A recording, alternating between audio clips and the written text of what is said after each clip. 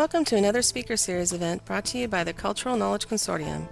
The CKC is a joint interagency effort of the U.S. government to support the development of sociocultural knowledge and facilitate knowledge exchange across a range of sociocultural communities of interest. Contact information, the CKC blog, discussion forums, and other resources are available on the CKC web portal at ckc.army.mil. You will also find a link to recordings of all Speaker Series presentations on the CKC YouTube channel. You may submit questions using the chat, question and answer pod in the lower portion of your screen at any time. We'll respond to as many as time allows. Content of this presentation should not be construed as advocacy, nor representing the views of the CKC or the U.S. government. This presentation is unclassified and intended for public release. Enjoy this presentation.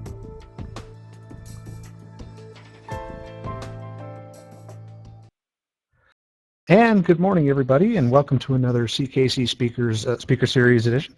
Today, our guest is Dr. Alon Ben Meir, and he'll be speaking to us on the psychological dimensions of Middle East conflict. Dr. Alon Ben Meir is currently a negotiator at Track 2 Diplomacy, where he's involved in negotiations aimed at achieving greater peace and prosperity in the Middle East. And he also operates as a liaison between top Middle Eastern and European officials.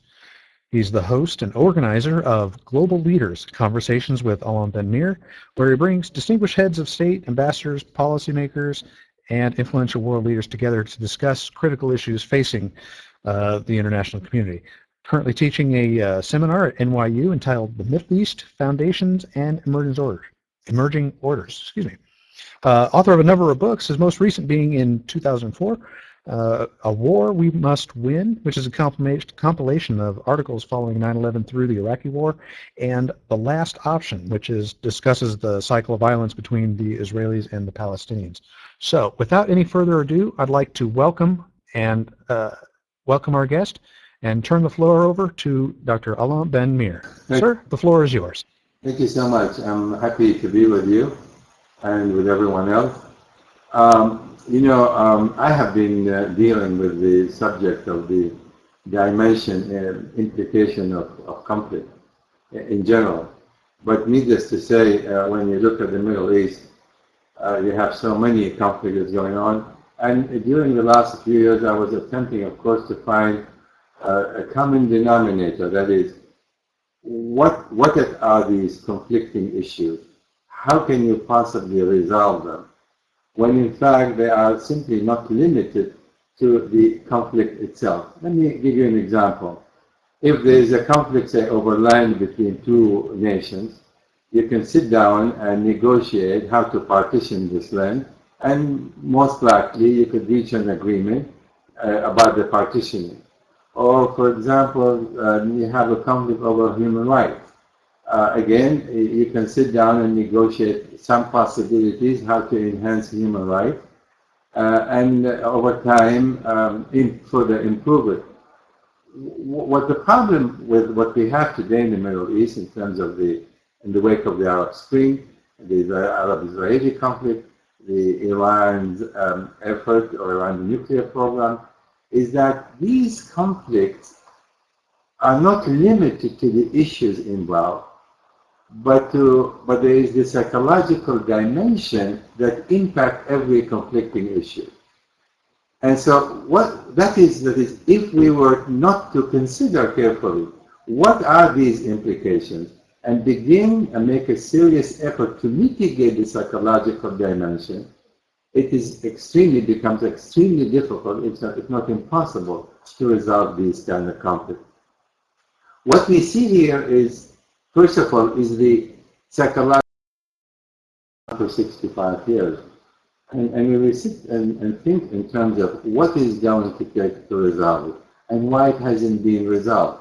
Because if you ask people who have been involved in this conflict for any period of time, they will tell you the parameters of the solution. It's quite obvious.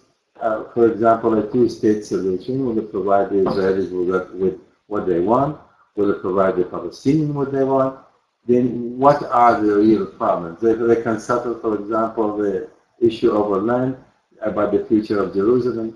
But when we look at any of these conflicting issues, we find that historically speaking, the new conditions have been created.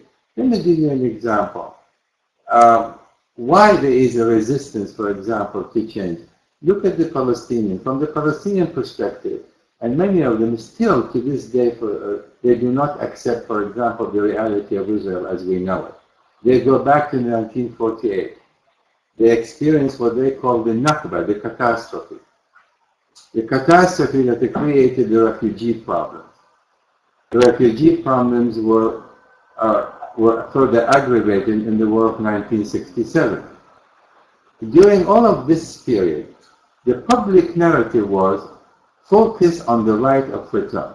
That is, for 65 years, Arab leaders, including, of course, the Palestinian himself, insisted on the right of return, which made it, in a way, a sine qua non to a solution, to the solution of the Palestinian problem.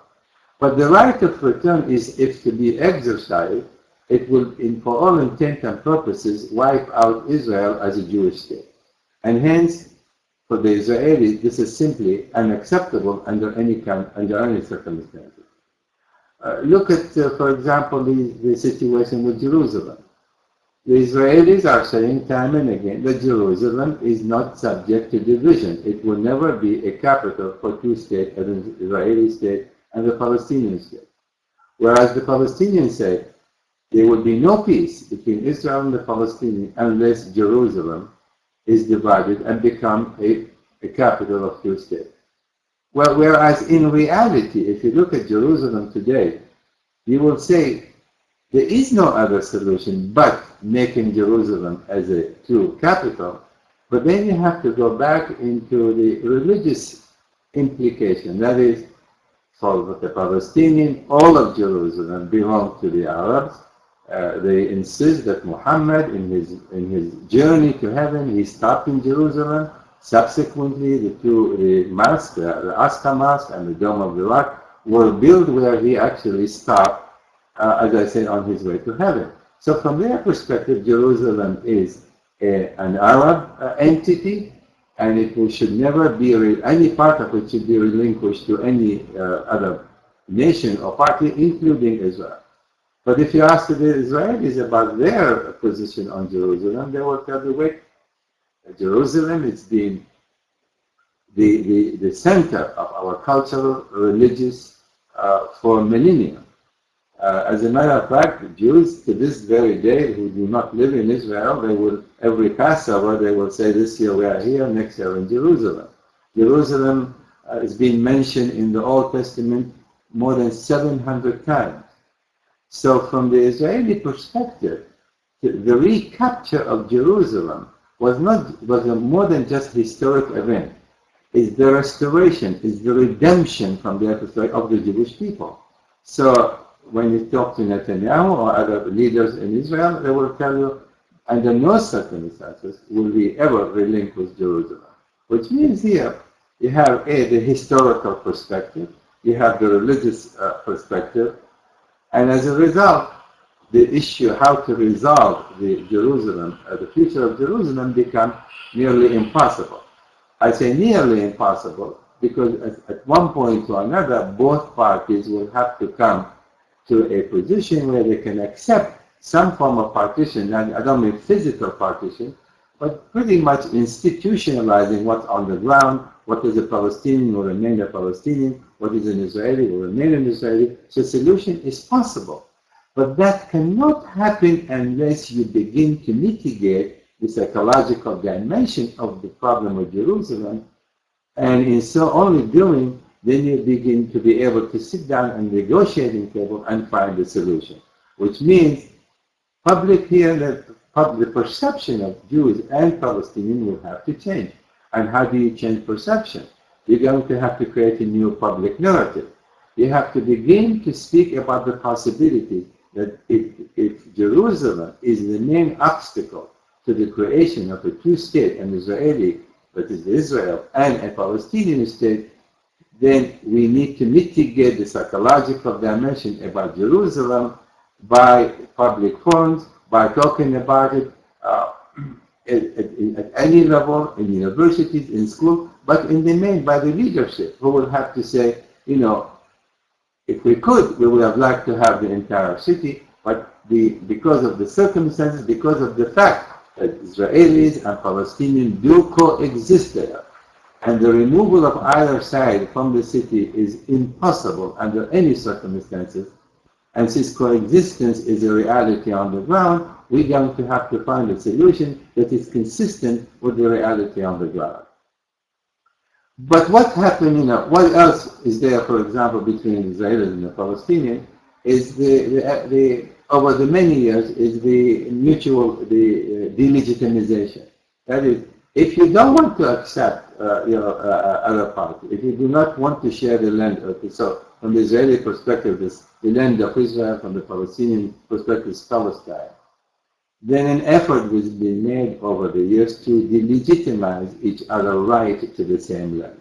And this is again being perpetuated through public narrative that being consistent both by the Israelis and the Palestinians. Whereas Israel, for example, accepted the partition plan, the Palestinians refused to accept the partition plan because they demanded all of Palestine at the time in 1947 when the United Nations came up with the partition plan. So here, efforts were made by both sides over the years to delegitimize the right of the other to the same land. Which again, if you want to create a two-state solution, it is not enough to say, here's a framework. You're going to get this part, the West Bank, for example, and Gaza, and we're going to settle for what we have now. And that is probably the only practical solution that should take place. But then again, you have major opposition on both sides, Israelis as well as the Palestinians, who still feel they can have it or should have it all. So here too, the effort to delegitimize the right of each other throughout the course of these decades made it again an extraordinarily difficult to resolve the conflict. So how do you mitigate then that psychological impediment? By again, you need to have to deal with the fact that coexistence between the two sides is not one of many options, is the only option. And if it is the only option, both sides now must choose the quality of coexistence they want to have. But then you cannot change this overnight. I want to mention to my listeners now, in 2000 and in 2009, 8 and 9, there were major efforts between the Israelis and the Palestinians to negotiate an agreement. And in fact, in 2000, under the auspices of the United States, President Clinton at the time, at Camp David, the Israelis and the Palestinians, represented at the time by Yasser Arafat and Ehud Barak, the former Prime Minister of Israel, almost reached an agreement on most of the issues, the conflicting issues between the two sides. And they even agreed on the question of the Palestinians. That is, the Palestinians agreed that a certain number of refugees can go back to Israel, something like 25,000 over a number of years. But at the last moment, literally at the 11th hour, Yasser Arafat refused to sign on the dotted line that a solution to the Palestinian refugees is final, and that will be constitute part and parcel of the overall peace agreement between the two sides. And Arafat got up and said, no, I'm not in a position to sign such a document. I don't have such a right. But the problem was since for so many years they've been saying the Palestinians need to go back and will have to go back because they have the right to go back, he could not go down back to the Palestinian public and say, well, sorry, we have to agree to only small return of some Palestinians under sort of family reunification. The public was not prepared. That is, the mindset of the public, the perception of the Palestinian public was as such. We have that right and it cannot be mitigated. What means when you create that kind of perception and it is perpetuated and it is reinforced over so many years, it is no longer possible to sit down and try to resolve a solution, however the possibilities may be to find such a resolution, unless you begin in a systematic way to mitigate the psychological dimension of any given conflicting issue. Let me move on to 2-3 other examples in the Middle East, because that will give us even a better picture. Let's take the situation in Iraq today. Iraq today remains, a battle zone between the Sunni and the Shia. And then you have to ask why. Well, if you ask the Sunnis there, well, they will tell you, look, from the time Iraq was created, established in 1922, the Sunni, which is a minority in Iraq, relative minority, roughly a third of the population, have always been in power. In the wake of the Iraq War, there was an election, albeit very premature election. The Shiite won, and when the Shiite won, the Sunnis were not prepared and willing to accept the result of an election, however free it might have been. And so what happened now? On the one hand, they feel that their right, historic right, is being robbed away from them. They also feel, many of them feel they are in fact still the majority, but somehow the election was manipulated and they lost their election. But then that goes even much further than that. The historic conflict between the Sunni and Shiite that goes back more than 1,200 years, which was precipitated by the succession to Muhammad. One group said that the successor to Muhammad should be from within the family. Another said, no, there should be those revered and holy men that we should follow him. So that's when the split between the Shia and the Sunni took place. Now this is going again for so many centuries. And since that time, the two sides never been able to reconcile this principal difference between the two sides. Now what happened as a result in Iraq? As we see today, regardless of the fact that there is presumably democratic government, regardless of the fact that the reality is that the Shia is a majority and the Sunnis are a minority, what we witness day in and day out is the killing of Shia by the Sunnis and the Sunni killing of Shia, and this is probably going to continue, I dare even say, for years, if not even decades to come. Now, what happened here again? It is a mindset, the perception. It is this was erupted again because of the war in Iraq, but it has never been, that is, the conflict between the two sides has always been under the surface.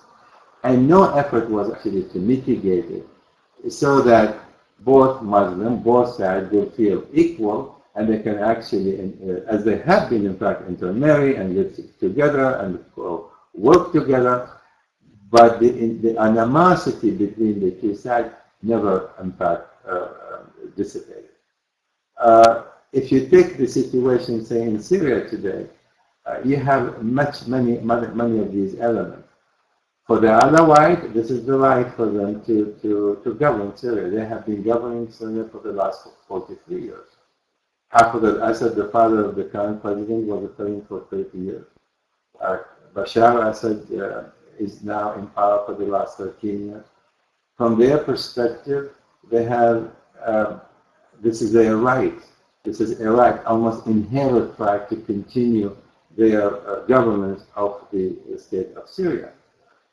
Then Syria is segmented. It has many factions, many sects. You have the Christians, you have the Kurds, you have the Druze, you have Armenians, you have Turks, you have Assyrians. So what you have here is a country that has actually been put together, that is the population put together, pretty much by the use of force. That is, the public has been by and large intimidated to stay together. But for the truth of the matter, however, these groups, whereas they've been able to manage to live together, they have really never been able to accept certain realities, which is the borders of Syria or Iraq have been arbitrarily established in the wake of World War II. Nobody, certainly the victors, that is France and Germany, never really considered the fact that these countries had different ethnicities, different sects, different groupings, different ideas, different ideologies, and different religious leanings for that matter. And so what happened then, these groups have never been able to reconcile to the fact that they have been dealt with arbitrarily without any consideration to their need, to their aspiration, to their feeling, to their religion. And as a result, this, again, resentment remained under the surface, but has never been mitigated. What you see as a result, the eruption in Syria, is an expression of that long decade of resentment, and now it's coming to the fore. But then again, I go back to the Sunni Shia conflict. That now has become, Syria has now become the battleground between the two sides. What we see, what we see is that on the one hand, the Saudis, along with four of the other Gulf states, 5 of them, are supporting the Sunni majority in Syria. Iran and certainly Turkey are supporting the offshoot, or the Alawite, or offshoot of the Shia. And what you have now is, whereas it was internal revolution, people of Syria basically wanted rights, more rights. They have been watching what happened in Tunisia. They have looked and watching what's happening in Egypt. And they too, in the wake of the so-called Arab Spring, they wanted also to have some more rights. They were repressed. The violence was against them. This whole movement was treated in extreme, brutal violence. Now, again, ignited the larger conflict, the one that's been under the surface all along.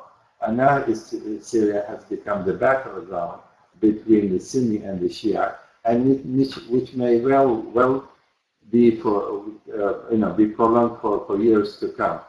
Even if you find temporary or presumably a permanent solution to the conflict in Syria. But again, every day that passes, the conflict between the various segments, the various sects of the Syrian population is not going to be mitigated unless a great deal of attention is being paid how you go about to deal with the psychological dimension of this conflict and begin to find a formula that the various sectors begin to understand the realities of how to reconcile that with the historic differences or religious differences that have existed for so long and have created the condition that we are faced today.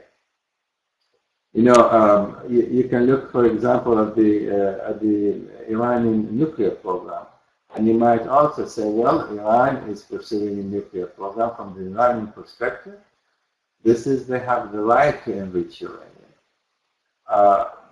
But then you could actually sit down with the Iranians and try to figure a way out to resolve the problem. If there were no other hidden agenda on the part of the Iranians. The Israelis and the United States insist, for example, here, that Iran is pursuing a nuclear weapon, not merely a nuclear program for peaceful purposes.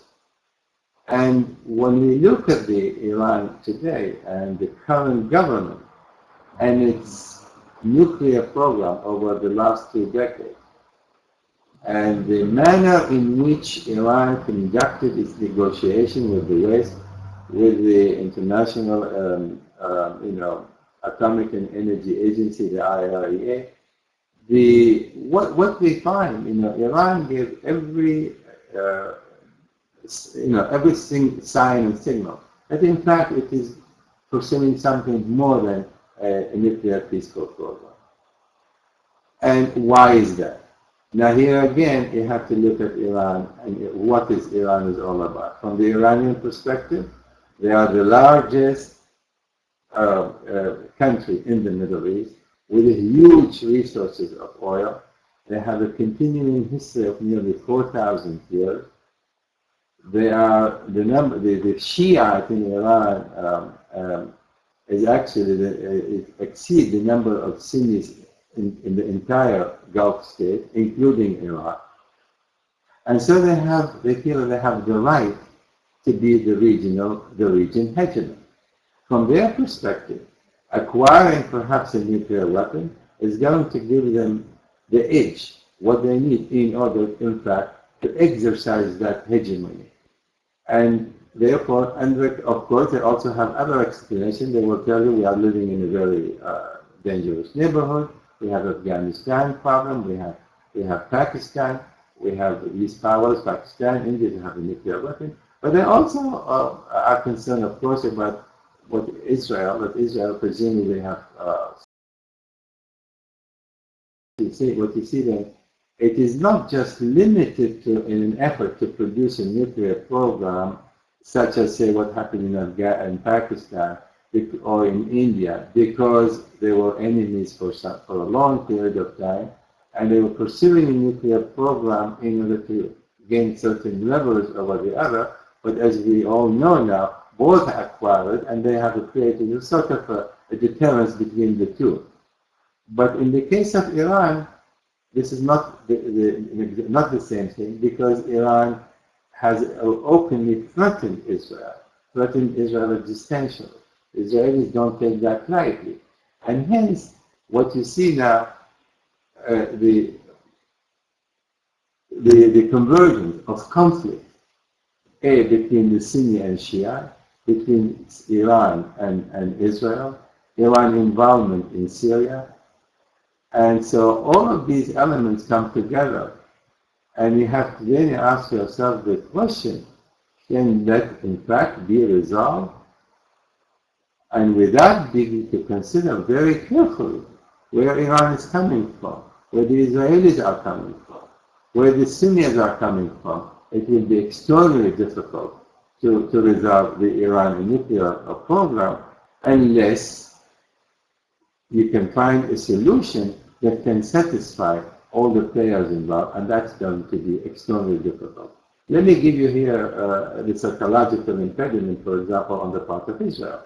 Well, for the Israelis, national security is of paramount importance.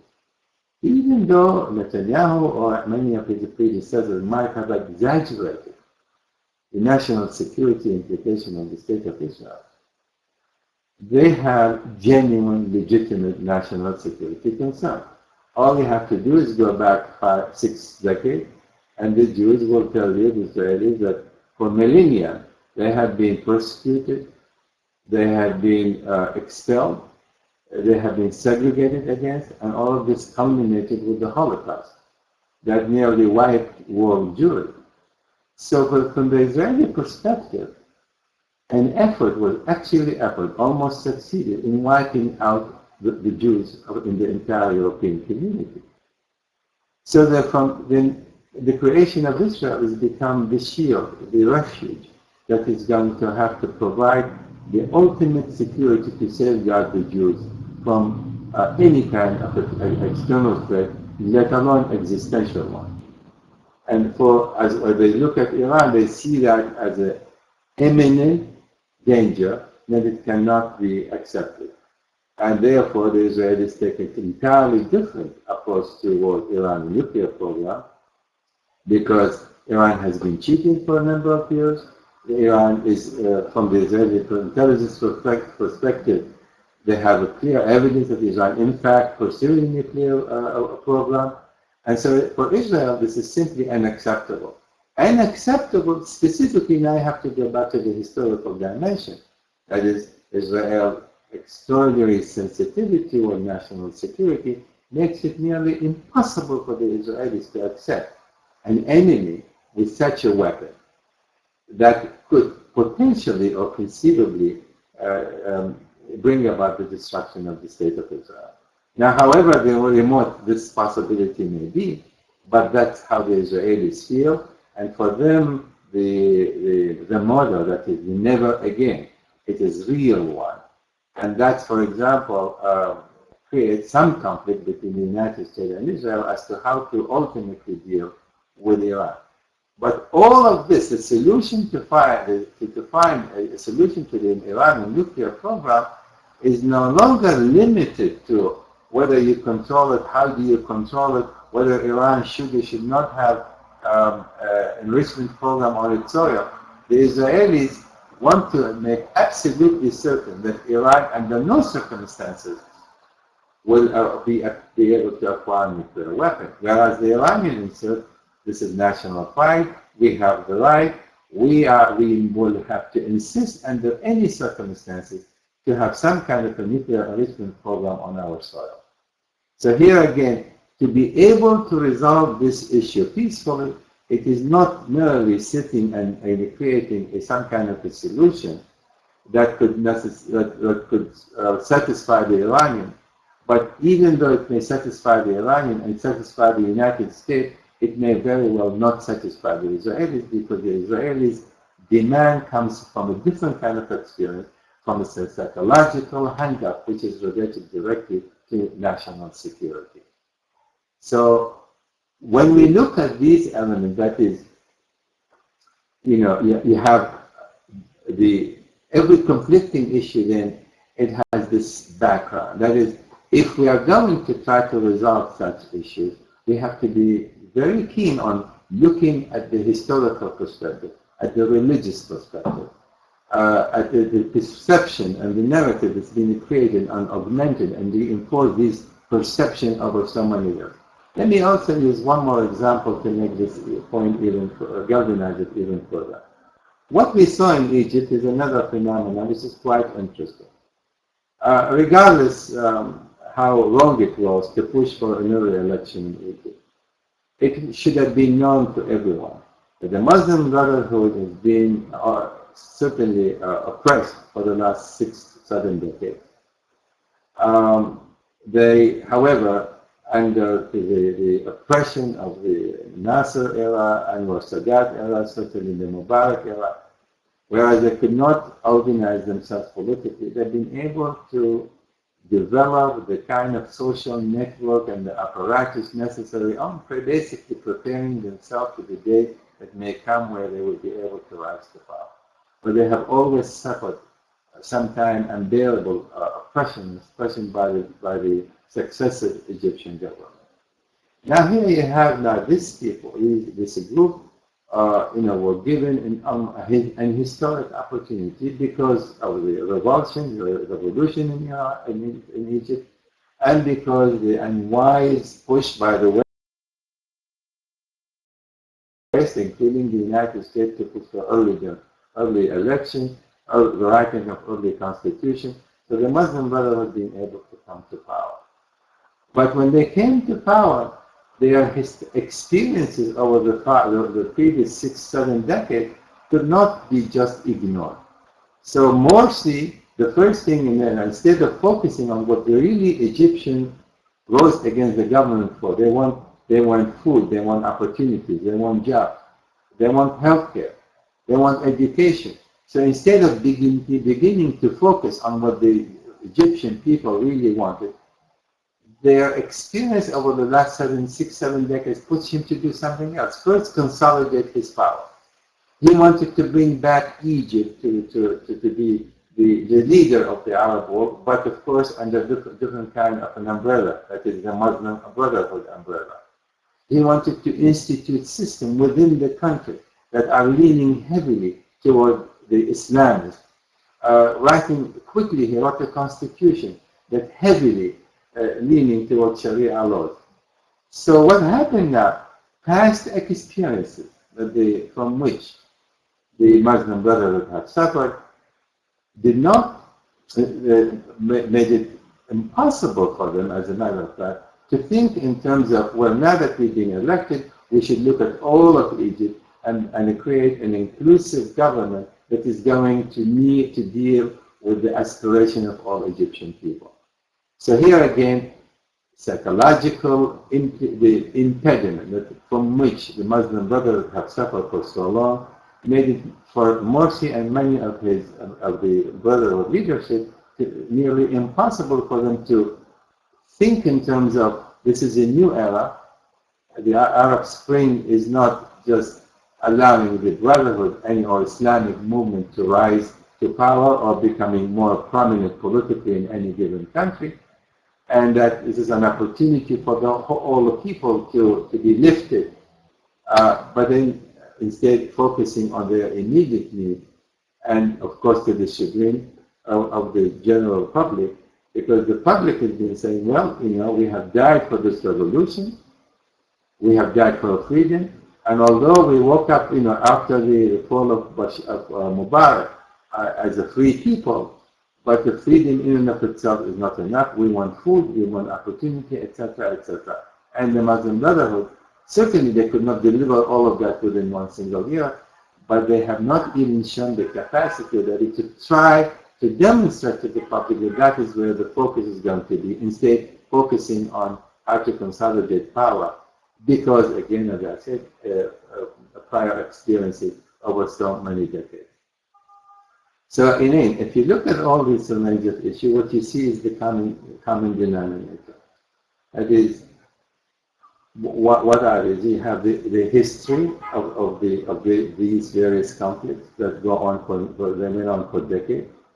You have religious perspective that is extremely difficult to mitigate because religion, as you well know, does not require evidence. This is what I believe, and this is how things should be done, and it should be dealt with. You have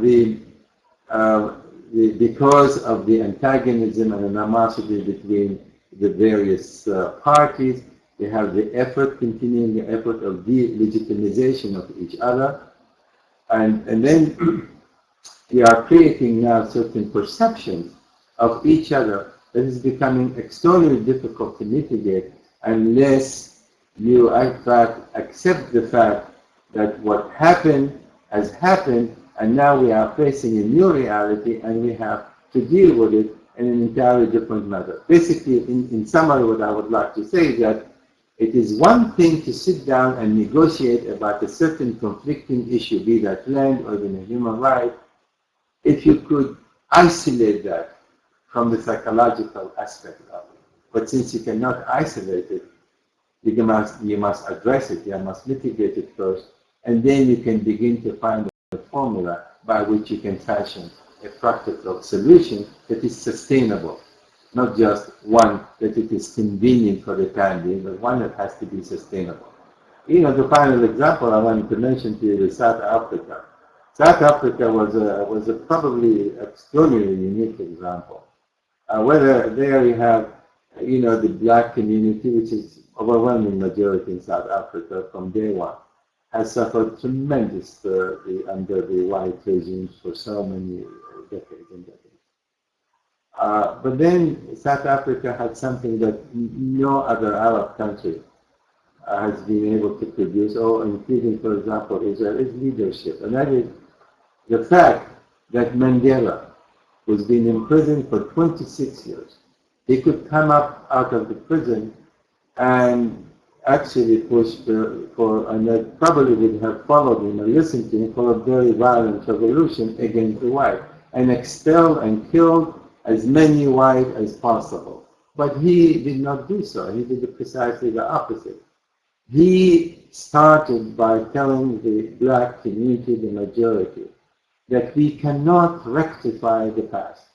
We cannot mitigate it by merely taking revenge and retribution against the white community. We're going to have to accept the fact that it was, and let's now deal with the existing reality. And the reality for us to be able to progress, to grow, to flourish, we're going to have to find a peaceful formula, however difficult, however awful, however painful our coexistence with the white might have been. But that is, in fact, it took that kind of unique personality, with that kind of spiritual power that was able to impart with the public this one message. Now, surely, nothing happened in South Africa overnight. But again, if you go today and visit South Africa, you see a different kind of South Africa, where white and black mingles on a day-to-day basis everywhere. You do not see massive immigration of whites to different countries fearing retribution from the black community.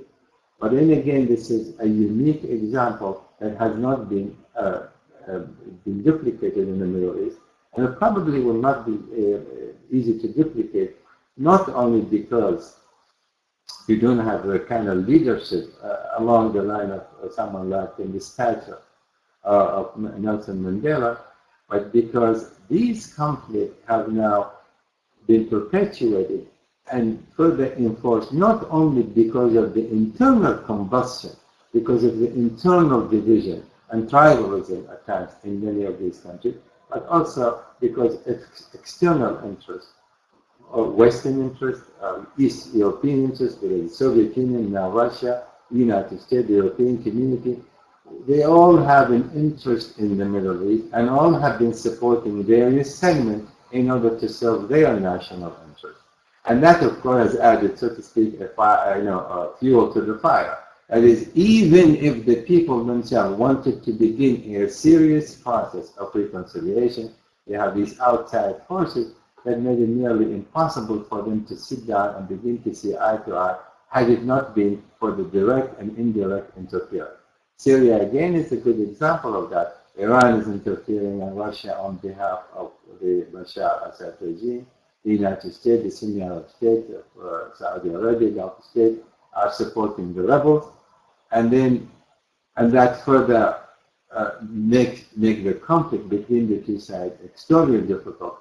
Not to speak of the fact, as I mentioned before, we're now introducing the much larger order, which is the Sunni Shiite conflict, where that made Syria itself the battleground. How do you mitigate that, having gone as far as it has gone already? That is the real problem. So, in summary, then, because of this psychological impediments and difficulties, we have to look at the Middle East somewhat from a different angle. We have to look at the Israeli-Palestinian from a different angle. And instead of thinking that you're going to sit as the Israelis and Palestinians sitting currently trying to negotiate a solution, but then the public narrative has not changed. Just think of this. Netanyahu still insists that the settlement will have to continue to expand. He still insists that Jerusalem will have to remain the capital of the state of Israel, knowing full well that there will be no solution to the Israeli-Palestinian conflict if he, in fact, insists on these two conditions. And you saw the same thing the Palestinians are doing. So what I'm saying then, I think the effort today to try to reach an agreement between Israelis and Palestinians, or an agreement between the rebels in Syria and the al-Assad regime, or the situation in Egypt itself between the Muslim Brotherhood and the military, it is no longer, will not happen by simply sitting and negotiating. We're going to have to look at a much larger order, and that is, how do we mitigate the psychological dimension, and what are the mechanisms, the elements that it has to be in place in order to begin that process. And now you're going to have to deal, how people-to-people interaction. You have to address the question of education in both societies. You have to talk about the public narrative and how the leadership ought to change their approach to these issues publicly to their own people, speaking basically the same language, taking the same approach. That is, slowly and surely begin to change the perception of the people about one another, and then coming to realize that since they coexist, and that coexistence is not an option, or one of many options, is the only option, then they will be able then to sit down and realizing we have now to accept one another and begin to accept the terms that will make such a solution, such an agreement possible. That is why I think as long as the various governments involved, including outside powers, such as the United States or Russia or the powers that are having influence in the region, do not pay attention to changing these mindsets, changing the psychological implications on all of these conflicts, it will be extremely difficult, and sometimes I say even impossible to reach agreement, let alone Thank you very much, sir. And as our guests enter their questions in the chat box down below, I'd like to go ahead and touch on some of these that have already been entered. Everything that you've spoken about weaves together the idea of just how interconnected all these things are, both the Israeli and the Muslim sects, the Shia and Sunni. Dr. Jevdet Rex Hepi has a question here, and this is bringing it back to Israel. In terms of the psychological dimension of the Middle East and North African conflicts, he says there seems to be a tendency among some Israelis to maintain a victim complex, and rightly so, with a number of the fears that they've got. And he speaks specifically about a proposal by the education minister that provides ongoing Holocaust studies education to the children as young as 5, ceremonies, sirens, organized trips to death camps, and it has drawn. It's been a bit controversial. So, in your thoughts, what in the continuation of the local and the regional conflicts, does this sort of indoctrination create a groupthink, and how does that impede going forward? Distinguish between two things. If you ask the question, should the Israeli young boys and girls study the history and Stand by, folks. We seem to have locked up. Just a moment.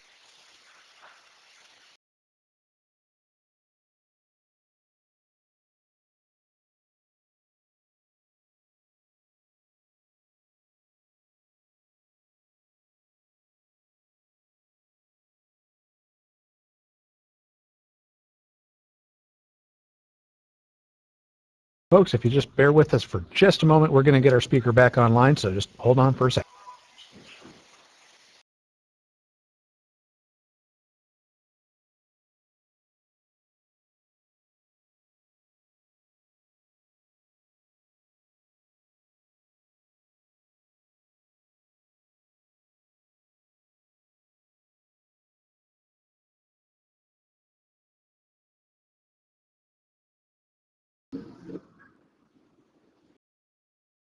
Sir, if I can get you to go ahead and make sure you're clicked on the microphone, even if the camera doesn't unfreeze, we may still be able to hear you.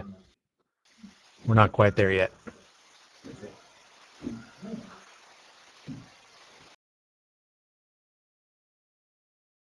Just 1 second.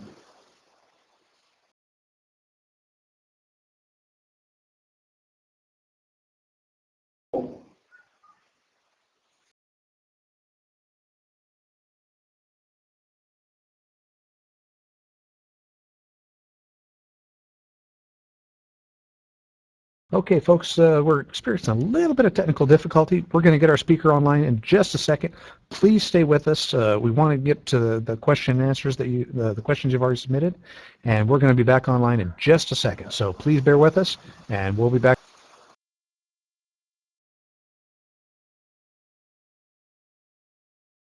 the following, whereas I think it's necessary for any people to study their history. In this particular case, I think it's necessary for the young boys and girls in Israel, in elementary, middle school, high school, to study the history of the Jewish people, and specifically to study what happened during World War II and the Holocaust. But it is one thing to study this as an experience that has happened versus instructing or making these studies in order to convey the victimhood. That is, the Israeli educational system here has to create a balance. That is, if you continue to perpetuate the sense of victimhood, what you have created now, 3-4 generations of Israelis who are victims. That is, those who've been victimized during World War II pass on their victimhood to the second and the third and now the fourth generation. The same thing you might say about the Palestinian refugees, as a matter of fact. The initial wave of refugees pass on their quote-unquote legacy of refugees to the next generation and to the following generation. And today, if you go to the Palestinian refugee camps, it is as though this is the first generation that had been expelled or been pushed out or been, called upon to leave. So this is a problem. Whereas both sides need to do is that, yes, refugee problems have taken place as a result of the war in 1948. The Holocaust has taken place, and however tragic it might have been, that is what actually happened.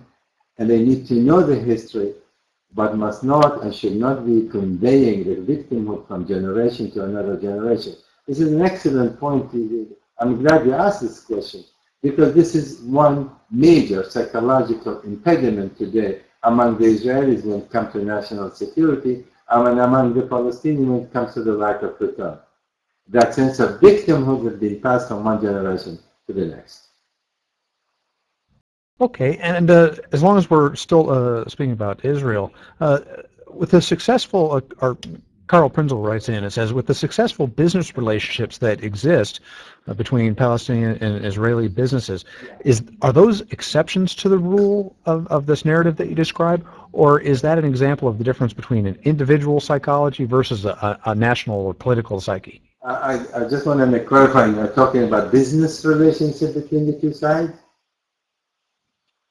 Yes, between individuals across border and. There is business relationship, what I call business of necessity. That is, for example, electrical grill, some buying and selling of various produce, etc. But it is unlike what used to be even before the year 2000. It's still rather extremely limited. That is, if there were to be peace between the two sides, the current very limited business will be not multiplied, but will be 1,000-fold. But you're right in suggesting it's mostly initiated by individuals, because neither the Israelis simply do not encourage Israelis to go to the West Bank, and certainly the Palestinians have extremely difficult time to go to Israel because of national security. So it is certainly not the scale that we would have liked to see. But then, because of the fact that they are neighbors, they have to coexist in one form or another. There is a certain level of exchanges, but not the kind the people day in and day out that I would like to see in order again to change the mindset. Imagine if you have thousands of Palestinians, yes, they can go through security check, go and visit Israel and see how the Israelis live. Imagine if there are thousands and thousands of Israelis being able to go to the West Bank and see and see how the Palestinians live. And imagine there's ongoing exchange of investment, etc. That is going to be necessary as part of changing the psychological impediment to the crisis between the two sides. Okay, let me take it a little different way, and this is brought to us about a message that was typed in by Hezekiah, and this is a little bit contrarian. That it says the comments on the divide between the main body of Muslims, Sunni 90-95%, and the largest sect of the Shia, it seems a bit simplistic. Is this kind of understanding of the divide, in quotes, originally a political one that was later accrued some significant doctrinal variations? Well, does this view of the divide help foster a fundamentally skewed or incorrect notion that remains, and so on? The question, I think, is, do diplomats and academics and politicians, is the view of this situation overly simplified? And what are your thoughts on that?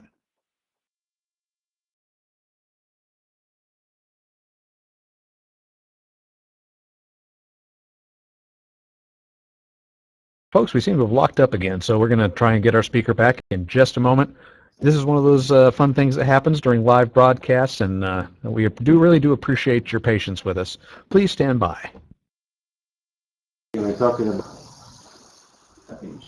Okay, I think we're back. Go ahead, sir. So this is, as I said, it's a real power struggle.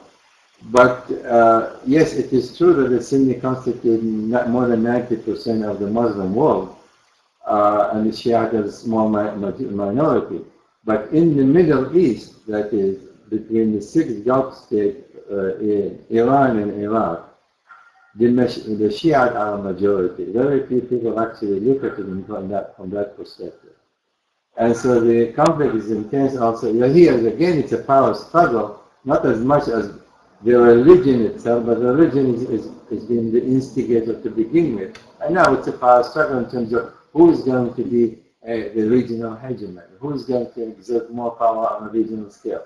For Iran, for example, this is not just the exerting power on the Gulf state, but from their perspective, is maintaining their dominance, you might say, over the entire crescent, from the Gulf all the way to the Mediterranean.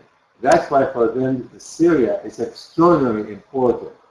And they know one thing: if Assad loses power and the Alawites are no longer the governing authority, then Iran's position would be very extremely dire. They will not be able to exert any kind of influence, and hence they will lose their foothold in Lebanon as well through Hezbollah. So yes, albeit they are a minority, but in this crescent they are a majority, and they are a majority in the Middle East, and that is changing, of course, the dynamic as far as the Sunni-Shia conflict in that particular location. We don't find similar conflict where there is majorities. For example, in Indonesia, with 220 million Muslims, the majority are Sunni. Same thing you have in India, over 100 million, in Russia, in China. We don't see that happen, but we see it in the Middle East because of the concentration of Shia in that limited area. Okay, so what do you see as certainly in Iraq, the Sunni-Shia conflict was foremost on everybody's mind, but what do you see as the long-term implications of the Sunni and Shia conflict? And I'm thinking particularly in terms of Syria and then the Israel-Palestinian issues. Well, obviously, between Israel and the Palestinians is not a question of Sunni and Shia. It is a conflict over pretty much the same land.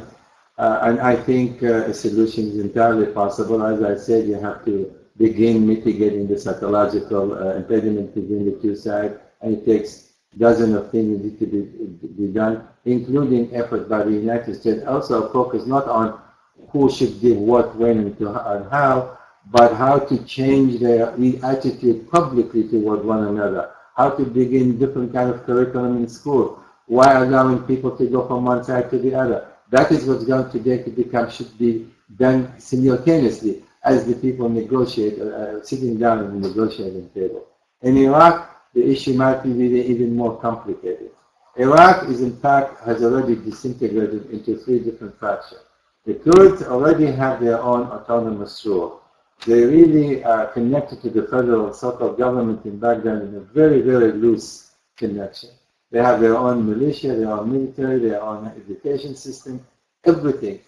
Kurdistan, northern Iraq, is for all intents and purposes as an independent state. And the central government has very little say as to what's happening there. The Sunnis there are three provinces in the middle of Iraq that does not have any oil. So I maintain that had the Sunni have under their own land, so to speak, enough oil, they have already established their own autonomous rule. But that is not the case. That is, if you want to resolve the problems in Iraq, you're going to have to find a formula how to distribute the revenue between the Shia and the Sunni and the Kurd. This is one major issue.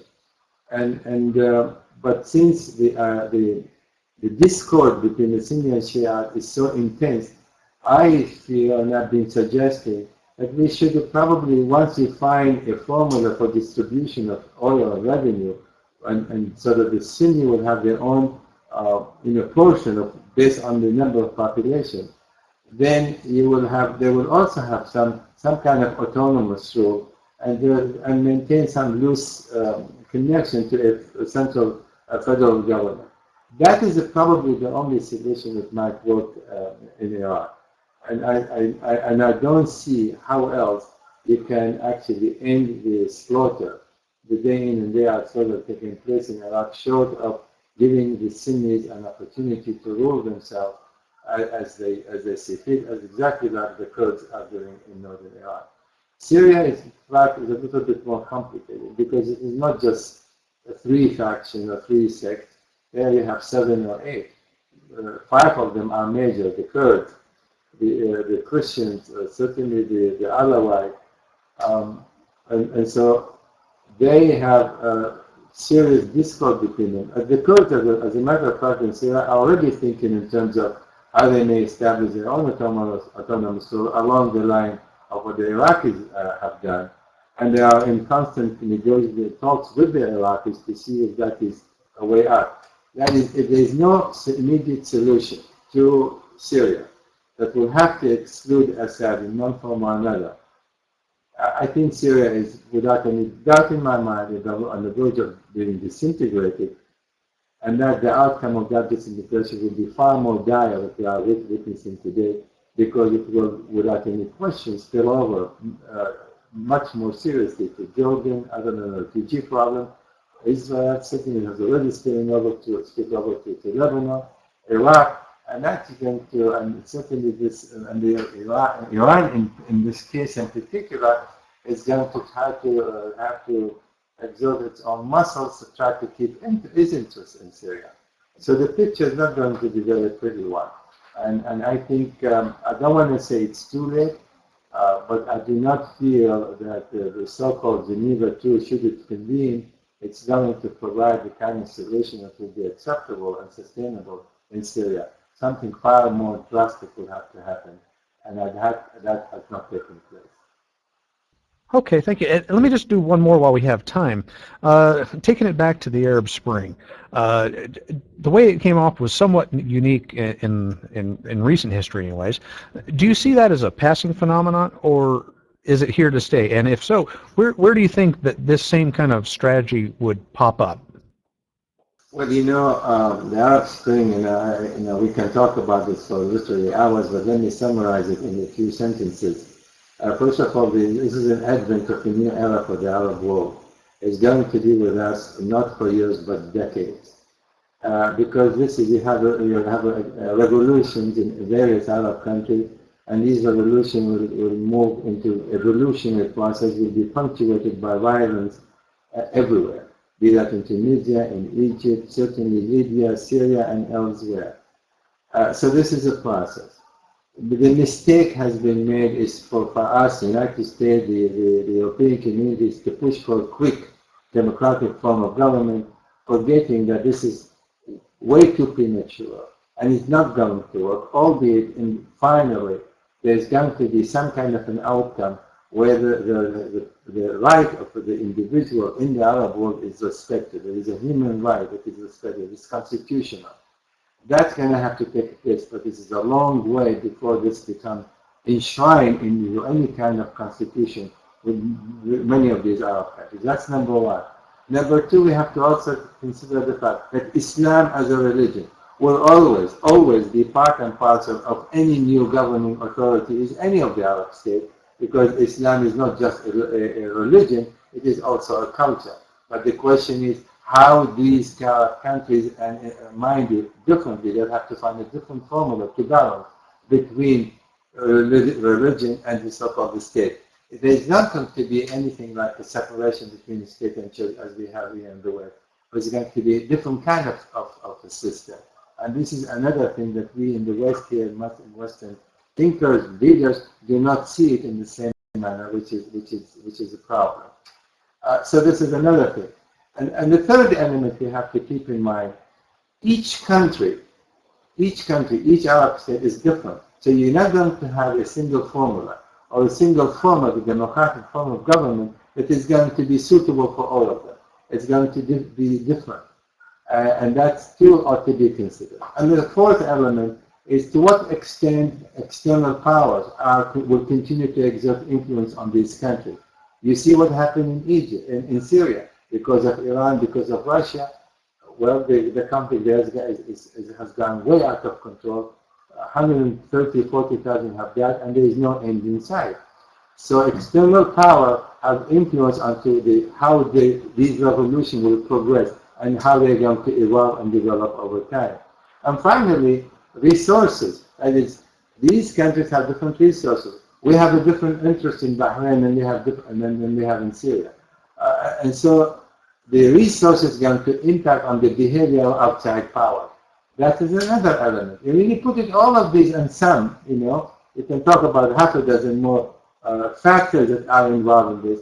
I conclude by saying the Arab Spring will become, and has already, will be a long, cruel winter. We have to be patient. We have to understand the dynamics within each single country. We must avoid generalization. We have to be very strategic, specifically here in the United States, how we are going to deal with it very carefully. There is no panacea. There is no one pill for every Arab country to swallow and they wake up in the morning to be free and democratic. That's not going to happen. Not to mention the monarchies. They have 8 of them, and 6 in the Gulf, and 2, Morocco and Jordan. They will also go through this transition. For example, when I say it is my view, the United States that has close alliances with all of these 8, begin to prepare them, begin to pump them, to slowly begin to introduce some political reform. Because the revolution will come to these countries just the same. If not next year, in 5 years, 6 years, or 10 years, it will happen. One final word. The Arab world the young in the Arab world have risen. They are now, because of the technological revolution and the information revolution, they see the world. They see other young men and women throughout the world, how they live, what they have, what they exercise, how they can aspire, what they can achieve. And they accept no longer suppression and subordination to the end of time. They feel their time has come, and what we are going to see this thing going on for a long period of time. But there's going to be a time when the Arab countries eventually will change. But we in the West need to give them, we can help them, we can provide a guidance, but under no circumstances we should impose on them, shove down their throat a kind of democratic form of government that is suitable to us, but this is absolutely not consistent with their religious values, political values, social conditions, and it is way premature to try to think that the Arab Spring is going to turn this way or that way. The only one thing I can say about it, that it is continuing. It will continue to introduce massive changes. It will be punctuated with sometimes intense violence. Are we going to have a strategic approach to this and begin to weigh carefully the steps we're going to take in order to avoid the calamity that we are now witnessing in Syria? Wonderful. Thank you very much, sir. And did you have any final thoughts before you? I think you covered a lot of the stuff in last moment. Did you have any final parting thoughts for us? Well, being that the United States has a tremendous stakes in the Middle East and in the Arab world in general, I would strongly advise the United States to rethink its approach in terms of how we can help, how we can guide these countries to move more smoothly from the current political system to something a little bit freer and more democratic. But we should advise them that they would have to go through a transitional period before going to election, before writing a new constitution. A transitional period of 4, 5, 6 years to allow for political parties to develop, to allow for some economic development to take place, specifically sustainable development. Help them in that regard. Egypt is a case in point.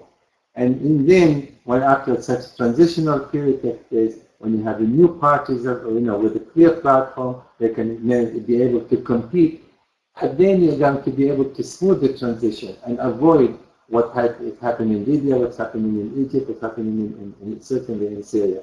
We have a role to play, but we have to be extremely cautious and careful how we play it and have a better sight as to what this Arab world is all about, and not try to duplicate our experiences and what we enjoy today instantly as if this is something that you can simply inject and have an immediate result. That's not right.